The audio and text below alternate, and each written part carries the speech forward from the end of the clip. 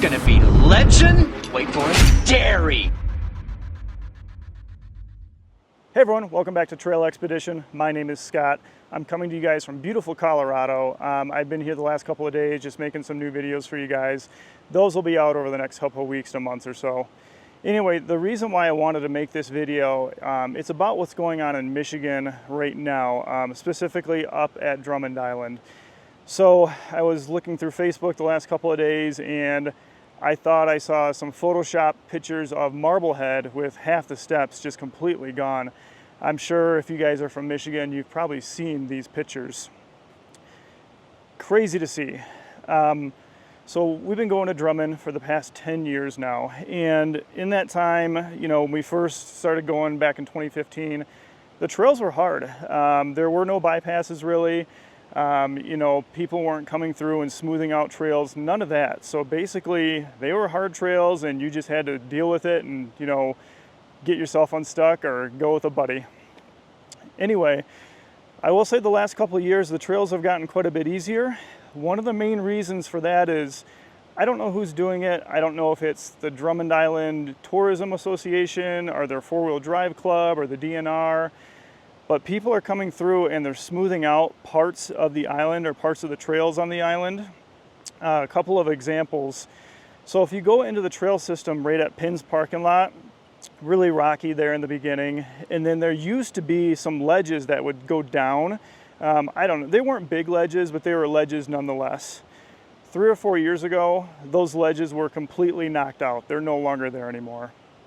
So sad to see.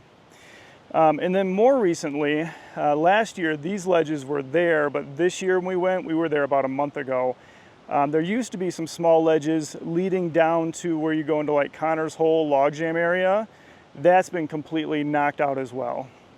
So, like I said, someone's coming through and smoothing out these trails. There are some other areas on the island too, but those two specifically that I can think of. So, when I saw those pictures, you know, a couple of days ago on Facebook of Marblehead, and it was just, I couldn't believe it. I mean, they literally took a bulldozer to one of the most iconic, if not the most iconic off-road obstacle in Michigan. I mean, you know, it's a Jeep badge of honor. I mean, Jeep specifically said the South Marblehead Loop is a badge of honor, and, you know, the steps at Marblehead are a big part of that. So, it's just crazy to see that they actually came through and did that.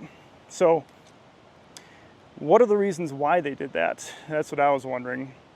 I've heard a couple of rumors. The first one I heard was snowmobilers wanted that area so they can get their snowmobiles down there easier, which I don't think there's much merit in that theory.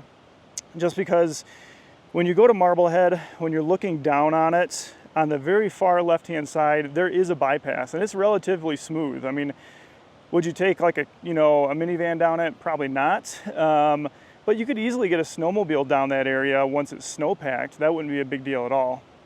So I really don't think that's the case. There are two other theories that I've heard. So the first one was, so when you get down the steps at Marblehead, there's a lookout, and there used to be boulders in front of that lookout, and those boulders are really no longer there. Well, they are there now because we were there a month ago and they are back up there. But in the couple years past, you know, those boulders were not there. They were just kind of pushed off to the side.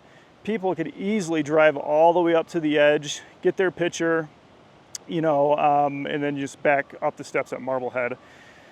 So the theory I heard was they wanted to bring in some heavy equipment so they can get down there and put new boulders down there, and that's why they cleared that area, so they can get equipment down there. To me, that seems utterly ridiculous. Why would you destroy like an iconic formation or, you know, an iconic obstacle just so you can put a couple boulders, you know, a couple 100 feet away so people don't drive an extra 100 feet down the trail? That didn't make any sense to me. Honestly, what they could have easily have done was brought in a couple boulders. Like I said, there's that bypass on Marblehead all the way to the left. You could have easily thrown a couple boulders in a pickup truck, got that truck down there and, you know, blocked that area off with that. They do have a sign up there now. Like I said, we were there a month ago and there's a sign that says do not cross this area. So that's good. That's a good step. But like I said, they didn't have to take out those steps. The other theory I heard was the Tourism Association. I guess they wanted to make those trails smoother so more people have access to Drummond Island, which honestly, it's so stupid. And it makes sense because, I mean, with all the other trails that they're smoothing out, you know, Glen Cove Road used to be a relatively rough road 10 years ago, where you needed a four-wheel drive vehicle to get down it. Now you could take a sedan or a caravan down it, just because, like I said, they've come through with bulldozers and they've knocked out a lot of the ledges. So that theory was they cleared that step at Marblehead, that part of that Marblehead, just so like people in a passenger vehicle can get down there. So dumb.